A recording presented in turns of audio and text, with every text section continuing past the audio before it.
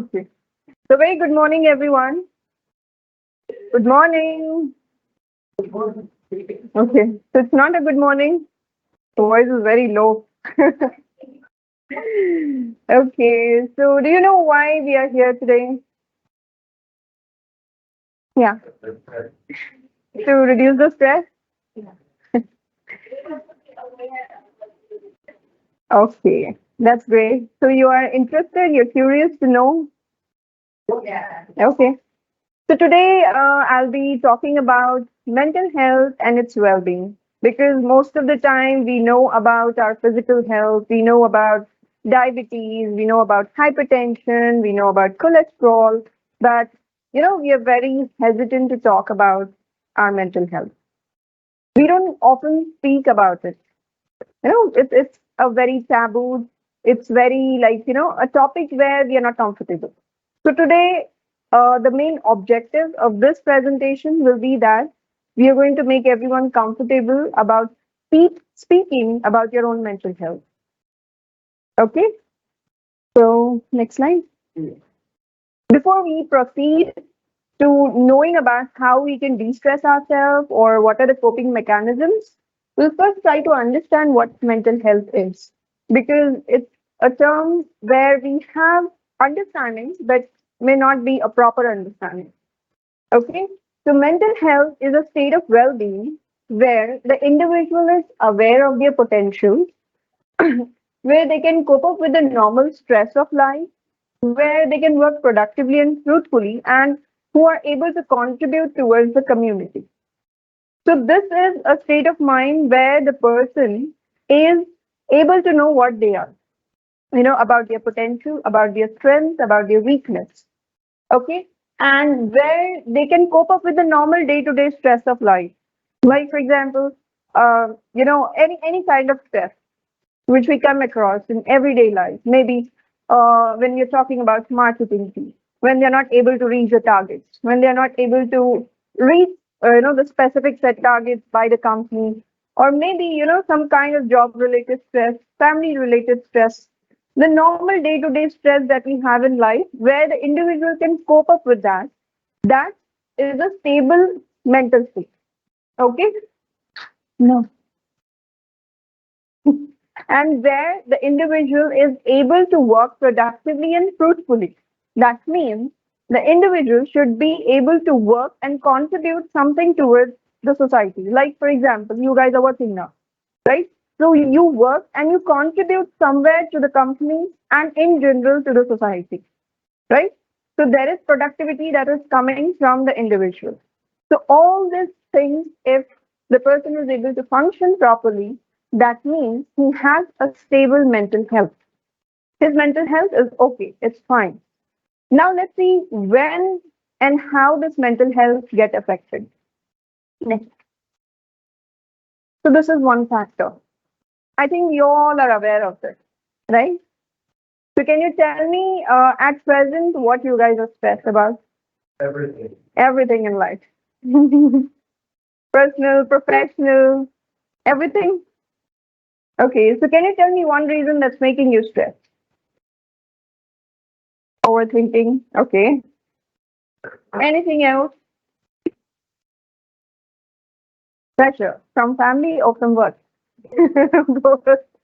Okay. So I have put across like all the possible things that can stress out anyone. So it can be because of family, it can be because of workplace, it can be because of business, it can be because of not able to meet the deadlines, no time, time constraints, lot and lot of issues. These are just roughly I've put up, but they can be n number of issues why a person gets into stress, right? So now how to deal with the stress? Next. I'll try to highlight some of the disorders, specifically two disorders, that is anxiety and depression, because these are the most common type of disorder that are found. See, when we take stress, I said about the normal mental health. What is a stable mental health? Then I spoke about what is stress. Then the third thing is about the disorder. The normal stress we all go through because life cannot be straight. Because even a straight line on the ventilator shows that the person is dead, right? So we need that curves in life, the ups and downs. So now, when the person is not able to deal with the stress, what happens? When the stress gets built up, the normal stress. We have stress. Maybe because of lack of time. I'll give you an example. Because of lack of time, we are not able to do exercise. So what happens? We keep on putting weight, and this weight will, invite a lot of health issues. So what happened? We didn't address the stress at the initial level, right? When you were crossing the normal BMI, nobody focused there. Then slowly what happened? You crossed overweight. You came into obese category. And then you started inviting different health issues. So that is what happens. Like when we don't deal with the stress at the initial level, then it can lead to different disorders. And then you have to take therapy or medication for that. So I'll try to highlight depression and anxiety because these are the most common type of disorder that is found among the population. So I'll put up the symptoms which will help you to understand and recognize, to detect. Like for example, like you may think that, okay, I'm just stressed out, but that could be sign of depression as well. It could be sign of anxiety. So you don't know which category that stress fit into. So I'll try to differentiate the symptoms so that it will be easier for you to understand. Okay. So have you heard about the term depression? Okay. Like maybe we are using this term, I feel so depressed today. The day is so depressed, right? It's, the situation is so depressing. My life is so depressing. We use it in general terms. But do you actually know what happens when a person is in state of depression? Anything you can describe. Okay, that's one thing. Anything else? Okay, yes.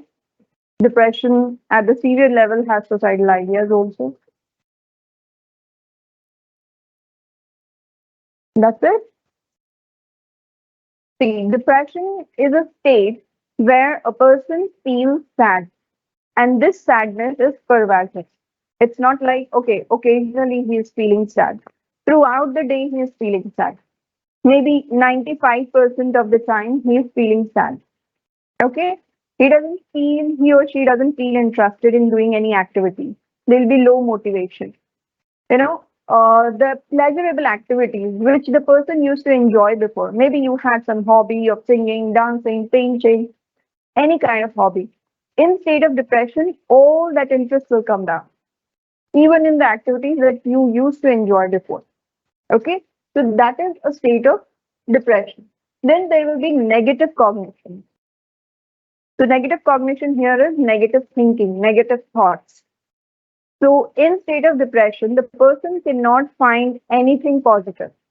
Whatever happens to them, they start taking it in a negative way. My life is like that. I am, a worthless person. I cannot do anything.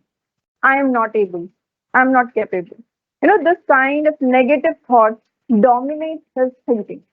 And in turn, that thinking makes him depressed more. So, what kind of negative thoughts these are? They feel helpless, they feel hopeless, and they feel worthless. Helpless that nobody in this world can help them out to come out from the situation. They feel hopeless that there's no hope left in the future. Nothing can happen. My life will remain like this. I'll be suffering like this. The stress is not going to end. They don't find any hope in the future. They have this feeling of worthlessness where they feel that I am of no worth. They start doubting their own abilities. Their self confidence comes down. They start doubting that will I be able to do this? Am I capable? They start questioning their self worth. And then there'll be disturbance in social functioning. This is an important factor that is to be considered. When a person is in depression, we usually think that now the person is not talking to me, or maybe the person has attitude, or he has some issues. He doesn't talk with us anymore. The person doesn't socialize. The person doesn't respond to your call or to the messages. But that is a significant impairment that happens with any mental health issues. That they don't like to talk to people.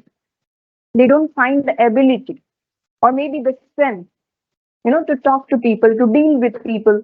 They feel so anxious, they feel so restless that they start isolating themselves from the society. And then that behavior is considered abnormal. Why this person suddenly? He was the charm of the party. He was the charm of, the gatherings. He was so fun. But now he's isolating. He's changed. But we don't try to understand why this changes are. What made him to change? Because this is one of the significant factors through which other people can, identify. Because see, thinking you cannot identify, this thought will keep running in the background. You don't know, like we are sitting here, what is going on in each of our background. We don't know. But this is something that is visible.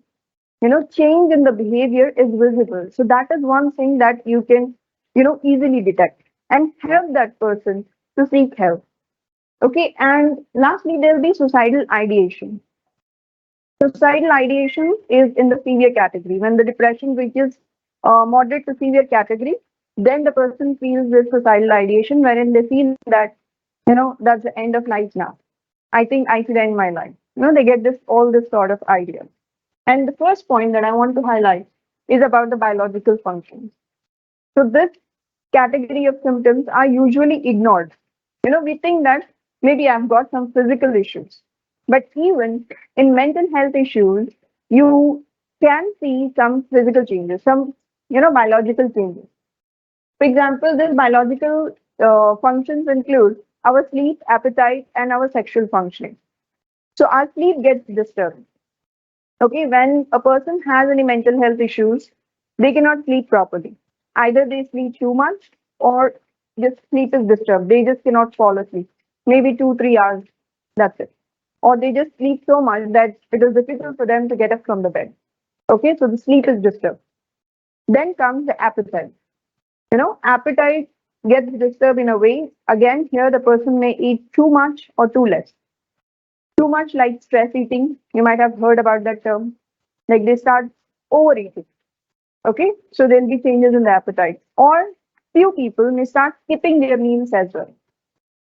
Okay, and there'll be changes in the sexual functioning as well. So the libido of the person comes down when they have any mental health issues. Okay, so this is about depression. Any questions so far about depression? Mm. Okay.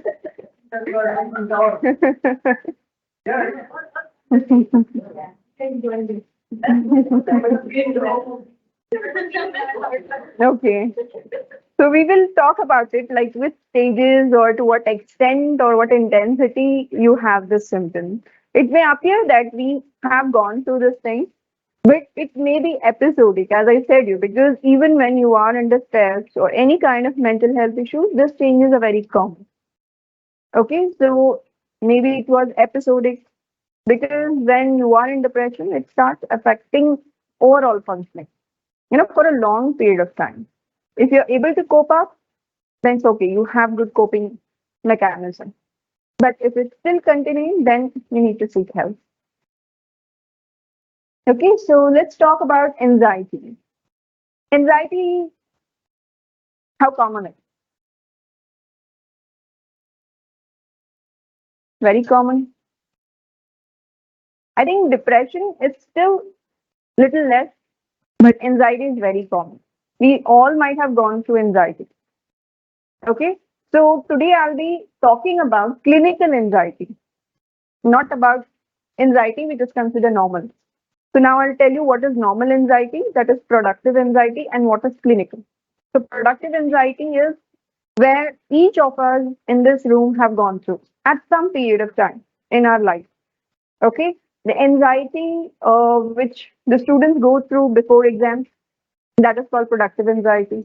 The players in any kind of competition who go through the anxiety, that phases of butterfly sensations before starting the competition or the game, they go through that anxiety. So that is again a productive anxiety. Before giving a presentation, you go through that slight discomfort feeling, that is productive anxiety. Your first day at the job, that is productive anxiety. Now, the difference between productive and clinical anxiety is the productive anxiety will enhance your performance. Okay? It will increase your focus. You'll make sure that I should not do mistakes. I should give my best. I should give my 100%. You'll make sure you're not doing any kind of error. Right? So the students, because they have this anxiety about exam, they prepare well. Right? And the differentiation between this productive and clinical anxiety is that this productive anxiety will go away once the episode is over. The exam is over, the students are relaxed. The competition is over, the players are relaxed. Okay, it goes away. It is very brief and episodic. But this clinical anxiety remains throughout. Okay, even if there is any episode, even if there is stress, there is no stress, this this continues with the person. So what happens in this anxiety is that the physical symptoms. In physical symptoms, what happens when a person is in state of anxiety? Anxiety is where the person feels discomfort, a feeling of restlessness, fearfulness. The person gets scared. The person is restless. They are fearful. Okay. Now this feeling will generate some physical symptoms. Okay. So what are those physical symptoms? Is uh, shaking of hands, shivering, sweating, trembling, the speech gets slurred, okay? Increase respiration, increase palpitations, heartbeat, they may have like dryness of throat, choking sensation, or frequent urination, upset stomach. They may get even diarrhea, some people, most of the time. So, these are the physical symptoms that happen in a state of anxiety. This is very much visible. Okay, you can know, you can see the person and you can tell that the person is discomfort. Okay, because the symptoms are visible. Then the psychological changes that happens is a person who has anxiety, they have a center feeling, that is a feeling of fearfulness. It is centered around that. Everything that they do, they get scared. They are fearful about the future. They are fearful about the outcome. They are fearful about everything. So that is one thing that makes them feel discomfort all the time. Then again, in anxiety also there are negative thoughts. Okay, and these thoughts are about like what is going to happen in the future. Most of the time, person who is anxious, their thinking is revolved around future. They predict unpleasant future. Uncertainty about the future. Like, they may think that what may happen to my health, what may happen to my children, what may happen to my family. Generally, they only live in the future and that scares them. And not only the future, they don't think positive about the future, but only the negative or untowards incident. Then they always have this inability to relax. They cannot relax themselves.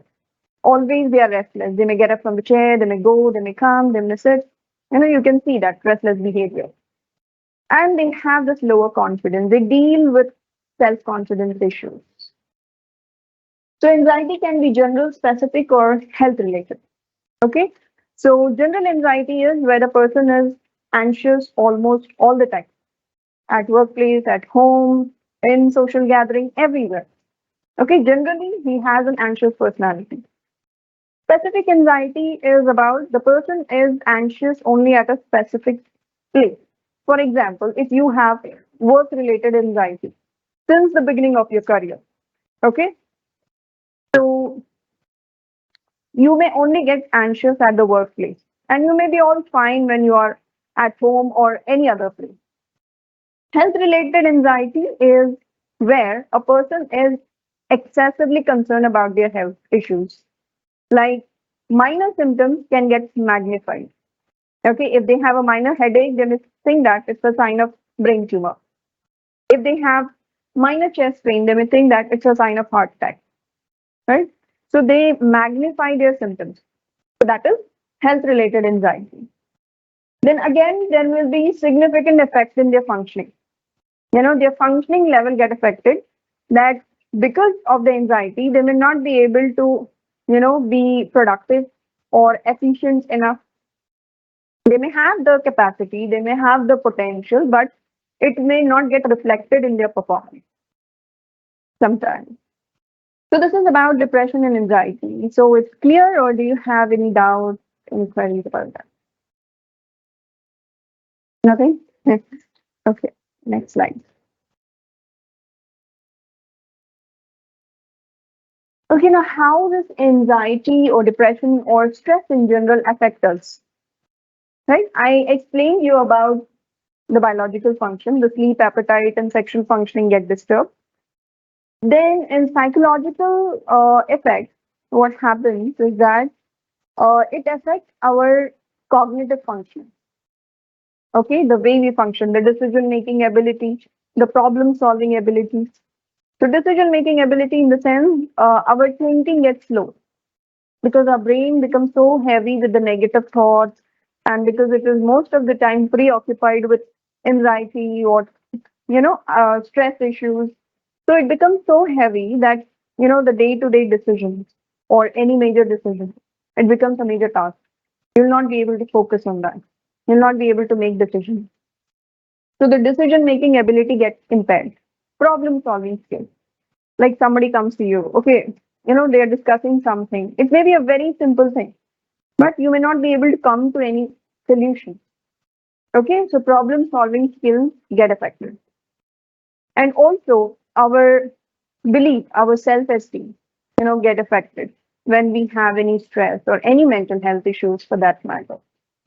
And the social effect is that our social relations, our relation with the colleagues, friends, family members, because we have this issue, we are most of the time, preoccupied with that. So we may be present with the friends or with the family, but we are not, we are present, but we are not having that presence of mind. So the family members can tell you, like, you're not enjoying, you're just being there. You're not able to enjoy, or you're not able to be with us, you're not giving us the time. So there'll be a lot of issues that will be coming up. So it will have an impact on your relationship also. Okay. So this comes from different, reasons. Now you may be getting questions like, why do we get mental health issues? It comes from different factors. Okay, there's a biological factor, there's a social reason, there's a psychological reason as well. So in biological reason, it can be from the families, it can be genetics. Like for example, your ancestors, like your grandfather, great grandfather, or your family, anyone in your family has any mental disorders, you carry that gene. Okay, so in future you can overcome that. I mean, you can. It's very likely that you cannot get it, but you still have the genes present in you. If provided that you have a stress-free life, you have a good coping mechanism, you have a strong mindset, you can overcome that. Okay, chances are that you may not get it in your entire lifespan. But so if you have any kind of stress and then you break down, you are very vulnerable to get any mental health issues because you're already carrying it in your genes. So it can be genetic. Okay. Psychological reason is because it takes us back to the early childhood experiences. Okay, the early childhood experiences is if we had any traumatic life events. Okay, as a child, first 5 years of life is very important, and then the rest five. So the first 10 years of a child is very important to build up their confidence, to build up their future, to build up a strong mental health foundation. But if something happens during this stage, for example, you get witness of any kind of traumatic event like physical abuse, sexual abuse, or maybe separation of parents, domestic violence, any kind of issues. If you have gone through, if you have seen those things as a child, so then As a child, you are helpless. You cannot respond. You're just witnessing.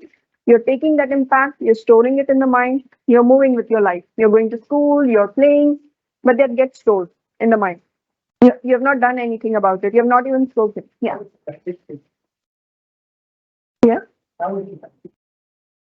Yes. So what happens? The child is helpless. Either it is physical abuse, sexual abuse, any kind of violence, or any kind of disturbance. Child is not physically and mentally in a capacity to defend themselves, right? So they take the trauma, they hold it, it goes in their subconscious mind. When they reach their adolescence, especially adolescence age, that is the time when all this thing hits up. And you can see, like, they can go into depression, anxiety, drug addiction, any form of addiction, like, a kind of behavior which you can understand, like when we go back and take the history, like, parents may say he is all fine. As a child he was very silent, he was okay, he was having good grades, he was performing well, but then suddenly, like, we don't know what happened. So the trauma hits them when they get into that stage. As a child, they may show some symptoms, but parents may not be able to detect that most of the time. So when they grow up, like, it can hit in adolescence, in adulthood, and especially after marriage, is the time if they have seen domestic violence, separation of parents as a child, that can definitely have an impact when they get married or they have a family. Okay, so this is treated through psychotherapy. It requires an intensive psychotherapy to make the person disconnected with the past traumatic experience. Okay, so this is what happens in psychological. So early childhood experience can play a very important role in designing your future mental health. The social factor where the stress can come from is the surrounding, the environment. Like if you have witnessed any kind of trauma, like tsunami, earthquake, or maybe the recent example of the pandemic, we all have witnessed that disaster. So after that, we all had certain issues with our mental health. So any changes in the social surrounding can affect our mental health. So this is the effect of, if what effect it can do on us and the origin where it comes from. Hmm. So now what we do when we are in stress. This is the slide is, you know, it is self-explanatory, right? So what we do is this is the easiest way to cope up with stress. We either move towards alcohol, okay, or nicotine, that is smoking. Some people move towards junk eating, like, stressful eating. I feel so stressed. Let me just order a pizza. It makes me stress free. So that is junk eating. Then sometimes people move towards drug addiction and the self harm behavior. They start harming themselves. So these are the easiest way because it's easily available. Okay, let me just go smoke and finish it off. Okay, it will go in the smoke. The stress is going in the smoke, in the air. We feel that, right? So, do you feel it's a healthy way of coping with the stress? No. No, right? Yes, absolutely no. Because what happens, it will, first of all, now your mind was under stress, right? Now, once you use all this mechanisms, your body will also go into stress, right? Because, see, now mind is stressed, the body is already weak.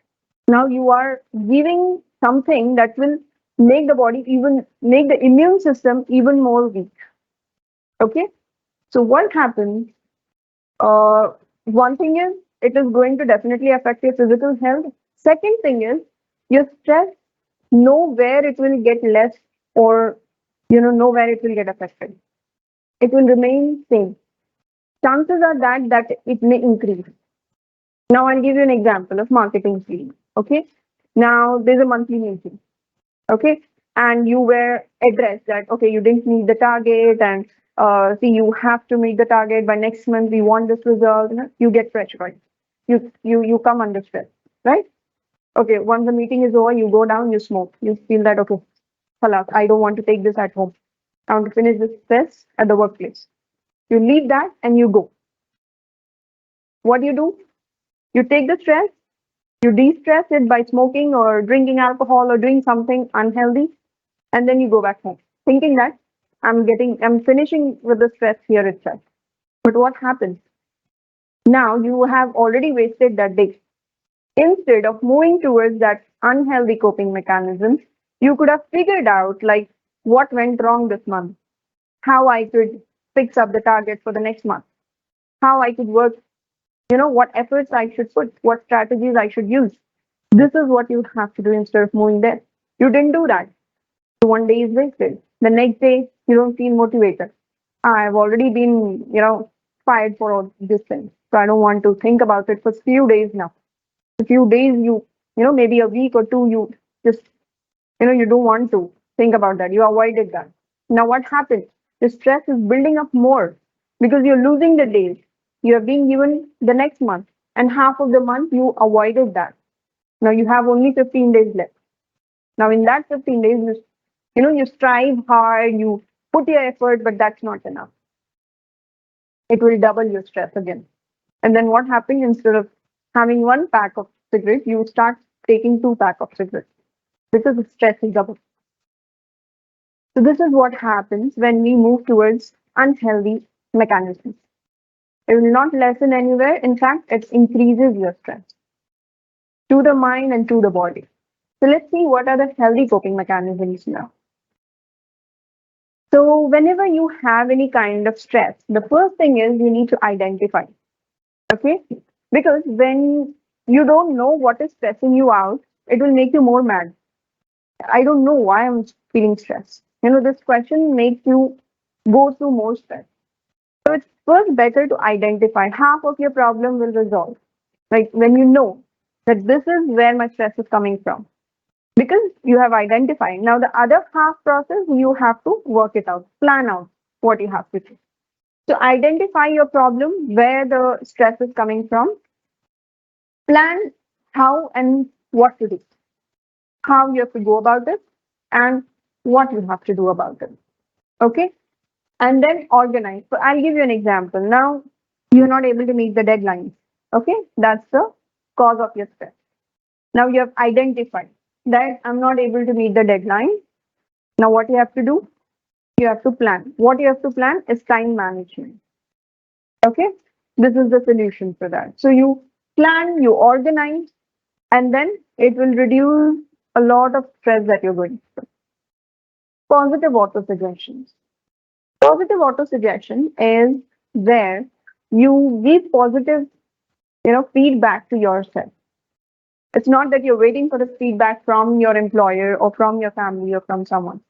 It is first you who have to believe in yourself. Your confidence, your belief will reflect, you know, what others think of you. If you think negative, other people cannot think positive about you. It's first you who have to think positive about yourself. So this auto suggestion indicates that you have to give positive feedback to yourself every day. The moment you get up in the morning, you have to first tell what you are good at. Okay? I'm a helpful person. I'm a capable person. I can achieve my targets. I'm a confident person. You know, this kind of statement, whatever is applicable to you, based on your performance, based on your personality, you have to give that suggestion to yourself and start your day with that. And just see how your day gets reflected with those, positive suggestions. So this can definitely have a lot of change on your mindset. Next. So engaging in a healthy lifestyle. Okay, this means that we need to engage ourselves in healthy lifestyle, exercising, sleep routine, having a proper diet, not going to a junk food and improper sleep. This all things can contribute to stress. May not be causing direct stress, but that can contribute, enhance your stress more. So engaging in healthy lifestyle, engaging in healthy coping mechanisms is better to reduce the stress. Relaxation technique, breathing exercises, this also enhances, a kind of healthy mindset. Because breathing exercise has a very positive impact on any kind of mental health issues or any kind of stress. Because it enhances the oxygen supply in your body. Because when you're stressed, you're not breathing properly. Your breaths are very short. Okay, when you are relaxing, when you're taking deep breath, that means you are providing the necessary oxygen level that is required for the body. Because our mind works on blood, and the other thing is oxygen, right? When you stop breathing, the doctor don't declare you when the heart stops pumping. They can still bring you back to life. But when the brain stops functioning, it's it's done. You cannot bring the person back to life. So our mind, needs this oxygen to function well. So anything like you run, you take, fast breathing, you're not able to think properly because there's shortage of the thing that it requires. So breathing exercise helps to a greater extent to relax your mind. You can engage in breathing exercise and maintaining a balance. Make sure you try to maintain balance. Not like you're only focusing on work, not like you're only focusing on the family life. Bringing balance between both will definitely help you to have a very relaxed life. Activity scheduling is one more thing. Like we know that we have to do a lot of things throughout the day, but sometimes we forget something. Not because we have a poor memory, it's because it gets skipped. We have so many things, but we have not organized when to do what to do. So make an activity on daily basis. Like these are the tasks that I have to do. A to-do list kind of thing. Okay, so that will help you to stay organized. So these are some of the coping mechanisms. Then how we can have well-being at workplace. So this is very important because I'm addressing this issue at the workplace. So it is important that we follow, some of the points to make the workplace a better workplace for everyone. How we can enhance a positive mental health at workplace is by providing employee assistance program. If you are actually thinking of mental health at a higher level, you want the mental well-being of all the employees, then the management and the organizers can think of having a mental health assistance program that is for the employees. Like you have some clubs, happiness clubs, well-being clubs, wherein one or two people are in charge of it. That it's a club. You meet monthly or maybe once in 3 months and discuss about the issues that you have. Okay, so here one or two people are in charge of it, and then employees who has any kind of issue should have a very good rapport and feel comfortable to discuss with those people, and that information has to be kept confidential. Okay, so this one thing can definitely help people stay connected and feel like stress free at workplace. Yes. They can initiate, but it can be anyone like who want to voluntarily take up this thing.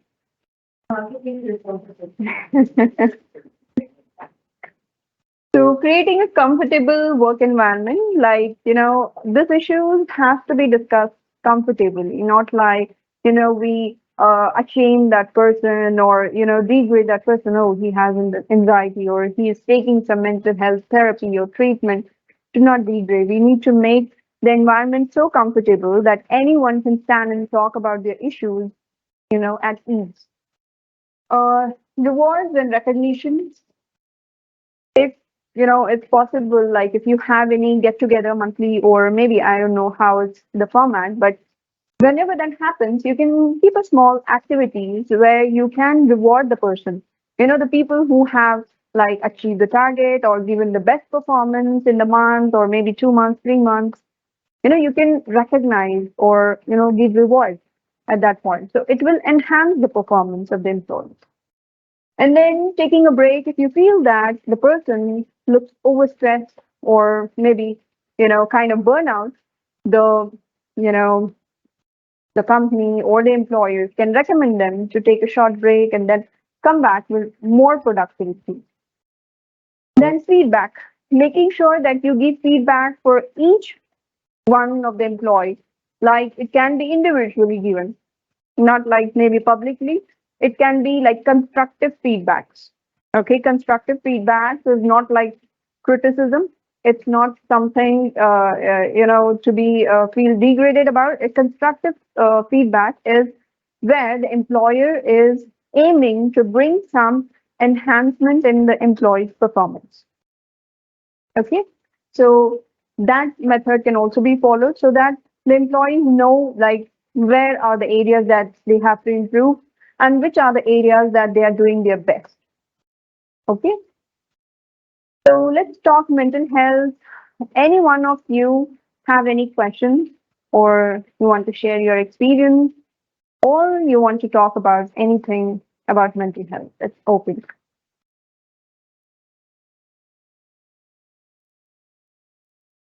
Any questions? You want to share any experience or anything? Mhm. Okay. Hmm. Yes, we can discuss that.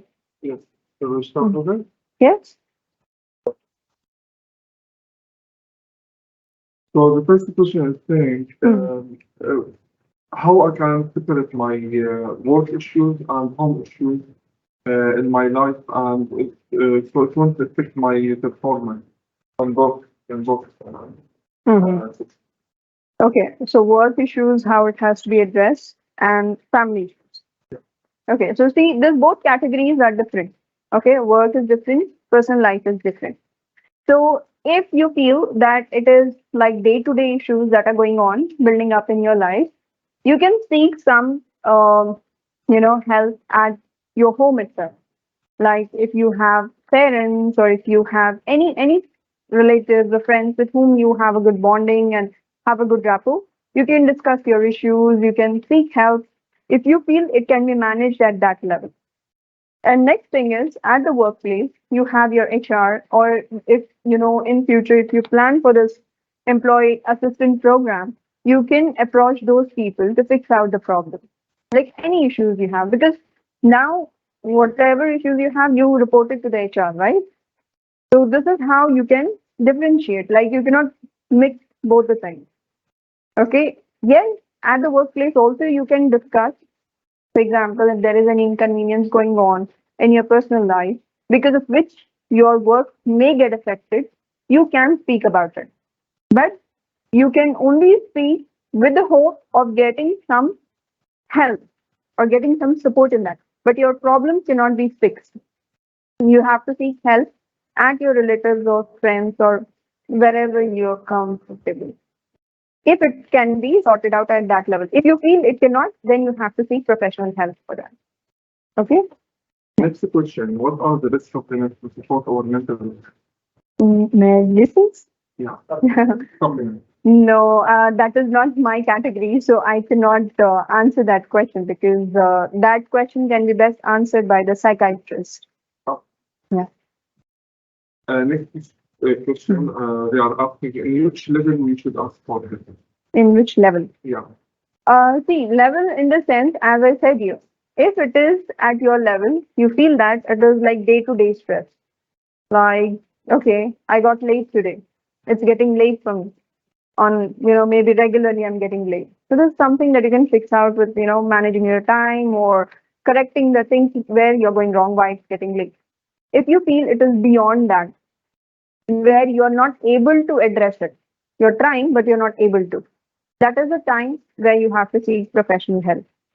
Even if the stress that you're not able to, like it's going on, you're trying, but you're not able to. You have to give a try. If not, then the next step is that you have to seek help before it, crosses all the levels.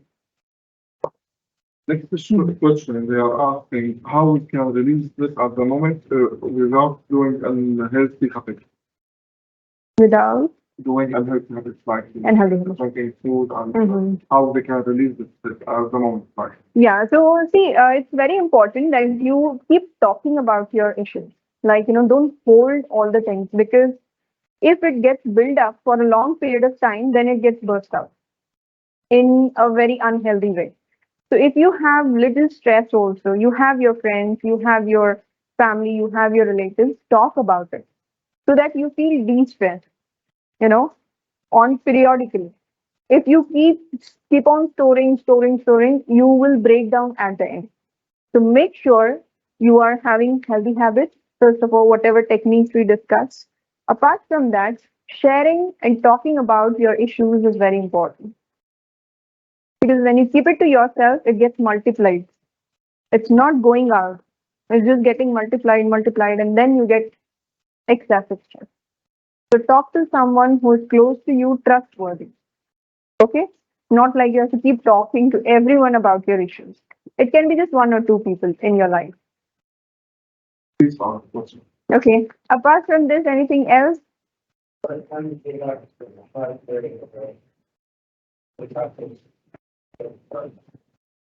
Healthy habits?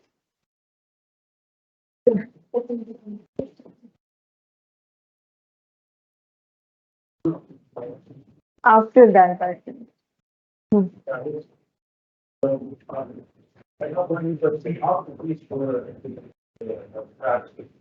Hmm.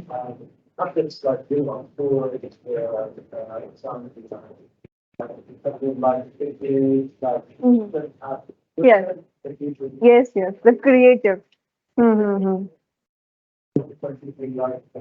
Cycling or yeah, jogging, running. Mm. Yes. It's healthy way because you're trying to release your energy. You're trying to take your stress at a productive way. Yes, yes, until it is ethical. Okay, so anything like fishing, cycling, or running, anything related to it's in the healthy boundary and ethical boundary. Until then, everything is okay. Yeah, yeah. No. Until you're not hitting anyone. Yeah. Yes. Of course, because that will enhance your quality of life. If your mood is good, you feel productive, you feel meaningful in life. So keep continuing your passion. Like, sometimes we are working, but we are working for maybe different purpose. It's not our passion sometimes. So maybe your passion was to become a singer, a dancer, or something. Don't leave that. Just because you're working here doesn't mean that you have to do that for money. Passion is never for money. You just run towards the passion, money follows. Okay? So you don't have to work that for money or, to get some additional income or anything. It's just for your peace of mind. Okay? So whatever habits, whatever, hobbies you have, please continue doing that. That will enhance your mental well-being. Anything else? How, yeah, I have a Hmm. question. How to get rid of from panic attack? Panic attack, see, it's a disorder, okay? And it lasts only for few seconds to few minutes, like maximum is 2 minutes or 5 minutes, not more What than if that. it affected the body, like the Mhm.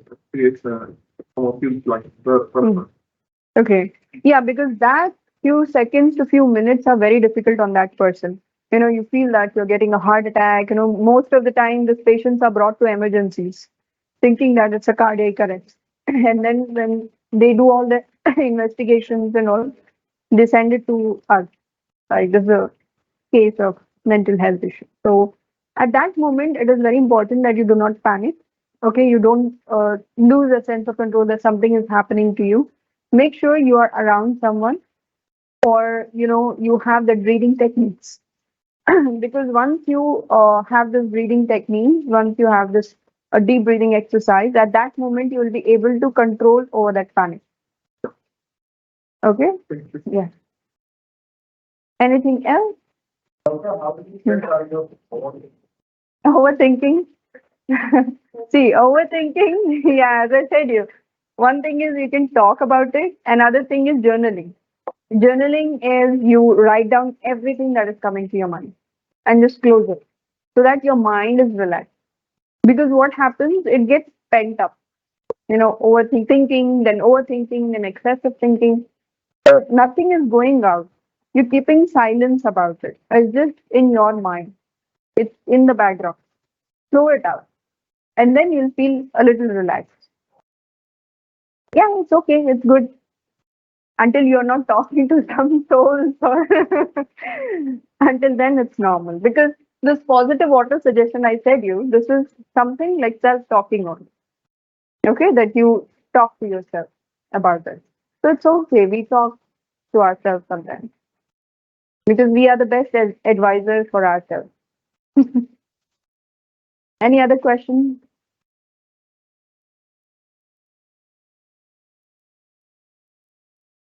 Nothing? Done? Okay.